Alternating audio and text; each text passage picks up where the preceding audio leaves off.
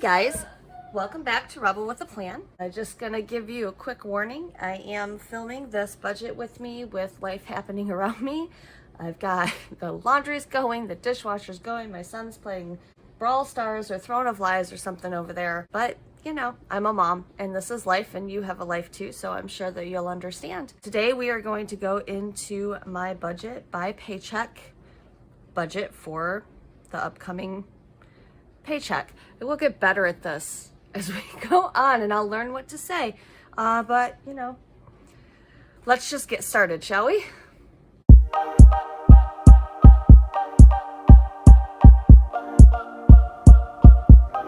Okay, so I went over this a little bit in my 2021 planner lineup, but I am in an Erin Condren budget book for the Petite On The Go folio. So it does just tuck right in here.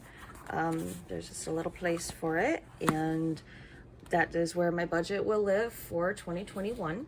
I did make these stickers. I'm still learning the process, and I actually had to hand cut them out because I was going to borrow my mom's Cricut and she forgot to bring it over. So they're not the smoothest, but it works for me, whatever. I just wanted something pretty, you know that I love stickers. So we're going to go ahead and jump right in to the budget part, and I'm going to fill in my numbers and explain some things as I go.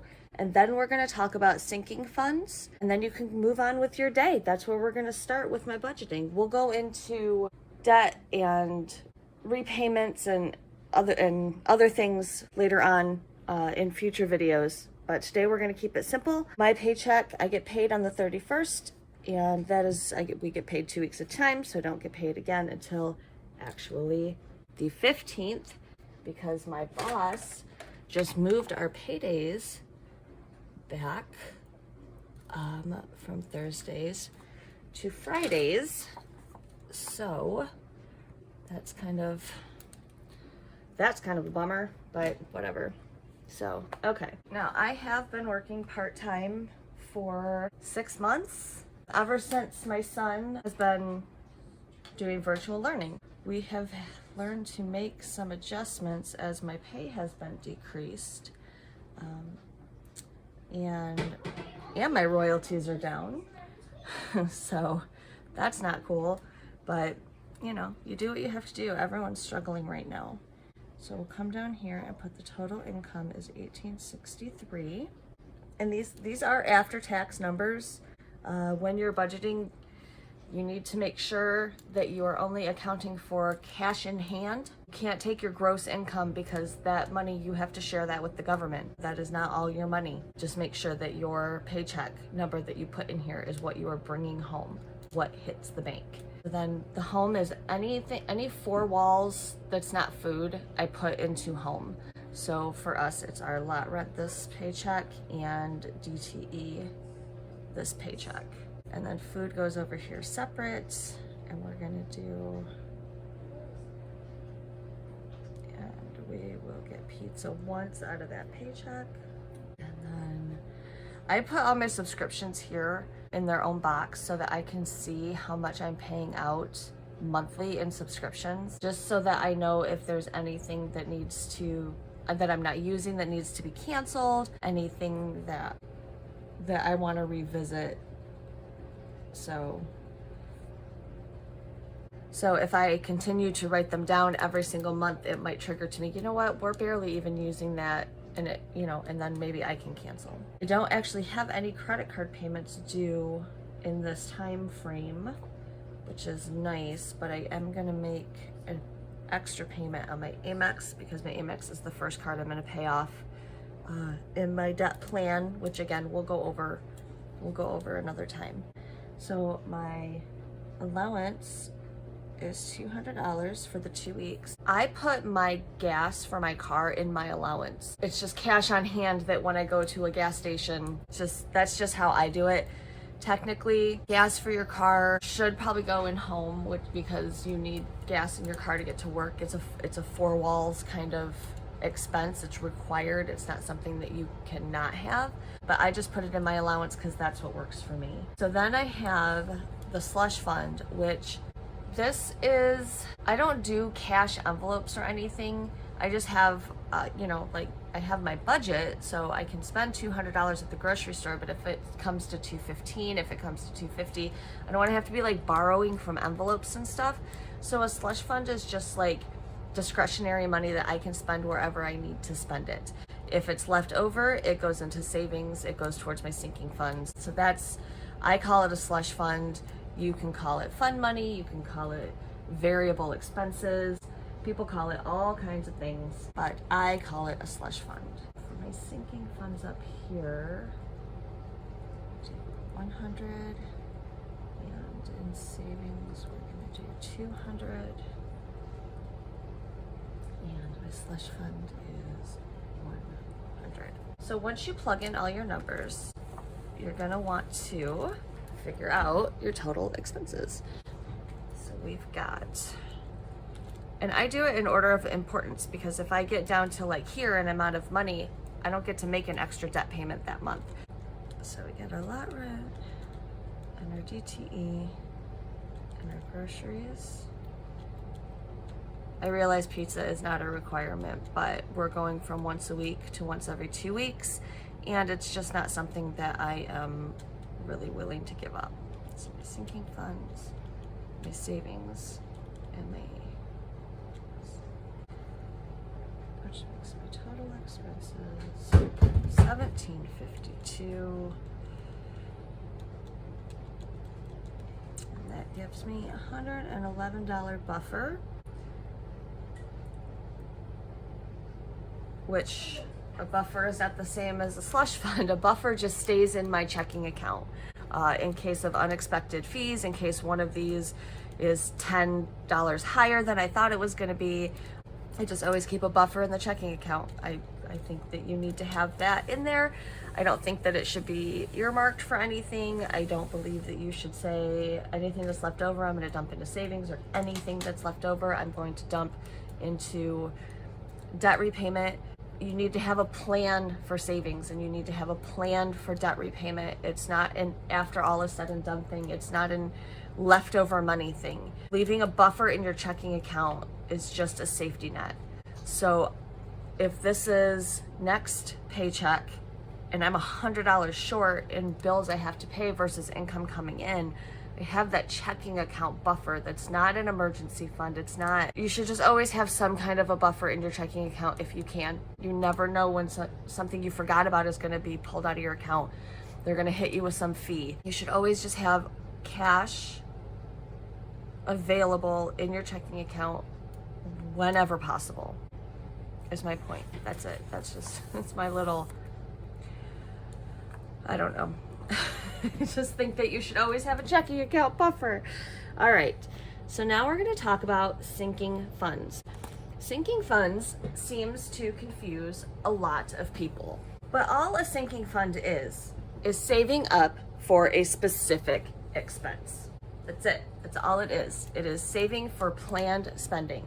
We're going to just start with my sinking funds, and I will explain my process for sinking funds as we go. So let's see, when do I get paid? I get paid on the 31st.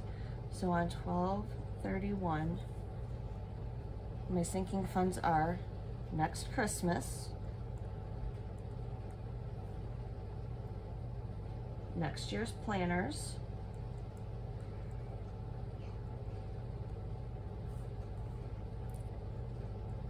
clothes, and this is for the whole family, not just like clothes for me.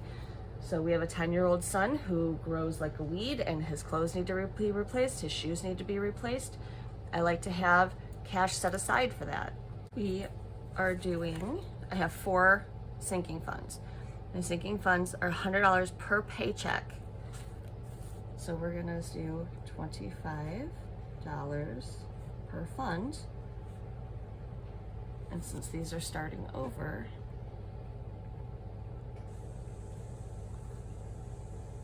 that's what I will have saved. I'll have $100 in my sinking funds, and it's earmarked for these expenditures. So how do you figure out your sinking funds? This seems to be the most searched for topic around sinking funds. So hopefully I'm gonna make this super, super easy for you, okay? So again, we have Christmas. We have my planners for next year, since I'm not buying anything until next November. We have clothes, and we have car repair. Now, how I do it is I write down the total of what I want to have saved for these expenses. So for Christmas next year, I want to have $1,500 saved. I do not generally spend $1,500 on our family of 4 for Christmas. I'm going to go ahead and throw this out there. We are very much hoping that this pandemic will be over and we can actually go somewhere for Christmas next year. So this money is based on a vacation. So this is really Christmas and vacation fund, because we don't really take vacations anyway. But that's why that number is so high. Don't be a judgy judgerson in my comments. All right. Don't judge me on this either. So $500 annually for planner expenses, $500 for clothes expenses, and $500 for car repair expenses. Now, how I do this is I add all of them up together, okay? And then I divide that by the number of paychecks I'm going to use to fund these funds. So here is the trick to funding annual expenses. You cannot use every paycheck this year because you're going to need your Christmas money about here, like the middle of November, around Black Friday. So you want to make sure that you aren't counting. I just don't count paydays in December. Paydays in December do not go towards my sinking funds. And since I get I get paid every other Friday now, and I get royalty payments. I include those royalty checks as individual checks. So I will do 1, 2, 3, 4, 5, 6, 7, 8, 9, 10, 11, 12, 13, 14, 15, 16, 17, 18, 19, 20, 21, 22, 23, 24, 25, 26, 27, 28, 29, 30, 31, 32, 33. I will do 33 paychecks. So I'm gonna take $3,000 and I'm gonna divide it by 33 paychecks, which means I need to put 90 per paycheck in my sinking funds. Personally, I round that up to 100. That's just how I do, because then I like a buffer. You're gonna learn from me as I do my budgeting that I like to have a buffer. My bank account hasn't been overdrawn in 15 years, and I plan to keep it that way by using buffers. Sinking funds are just saving money for planned future purchases. So say that next year I knew I was going to need to replace my laptop. Okay, so I could add a sinking fund for my laptop so that I'm cash flowing that laptop and I don't have to put it onto a credit card. So if the laptop I want is $1,600, so we would add $1,600, which would make my annual planned spend amount to be $4,600. And if I divide that by 33 paychecks, I would have to save $139.39, which I would round up to $150 per paycheck. I hope that's making sense. I hope that I am explaining this well, because sinking funds seem to really mystify some people. And I'm hoping that I'm showing you how easy it really is, what a simple process it is. And again, it's your budget, it's your money. There are a million ways to figure these kinds of things out. This is how I do it. This is what works for me. And if you want to make changes, it's your money. And you can change up the way you budget every single week. Budgets need to be fluid because our money is fluid. It comes and goes as it damn well pleases, and a budget is supposed to help stop that. And when it doesn't, you need to adjust. So I hope that that's helpful. I hope that seeing my numbers makes you feel a little better about your life. I hope that you guys are having a great day. I hope you have a beautiful new year. I hope that everything gets better soon for everyone, everywhere. You guys have a wonderful, wonderful week. I will see you back here soon. I love you. Don't forget to click the subscribe button, please, if you're new here. Give me a thumbs up because I'm trying real hard. And let me know if you think that the lighting was better this week, because I think I may have figured it out.